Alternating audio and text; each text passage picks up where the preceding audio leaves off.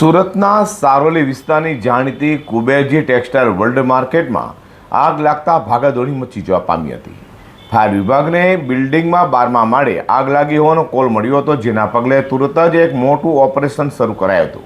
6 fire સ્ટેશનોની 13થી પણ વધુ ગાડીઓએ પાણીનો મારો ચલાવી આગને કાબૂમાં લઈ લીધી છે.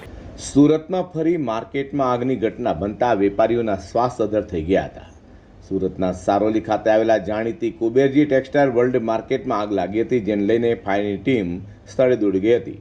કારણ કે ફાયર ઓફિસર દિનુભાઈ પટેલે કહ્યું હતું કે કુબેરજી વર્લ્ડ ટેક્સટાઇલ માર્કેટના 12મા માળે દુકાનો ભેગી કરીને એક મોટા ગોડાઉનમાં આગ લાગી છે, જેમાં મોટી સંખ્યામાં કાપડના મોટા રોલ મુકાયા હતા. અચાનક જ આગ ફાટી નીકળતા અફરાતફરીનો માહોલ સર્જાઈ જવા પામ્યો હતો. આગ લાગવાના પગલે તાત્કાલિક તમામ વેપારીઓ અને કામદારો નીચે ઉતરી ગયા હતા.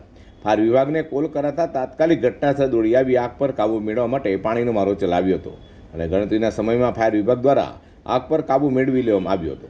સાથે આગળ પ્રસરતી અટકાવાઈ હતી. હાલ વિભાગ દ્વારા કુલિંગની કામગીરી કરાઈ રહી છે.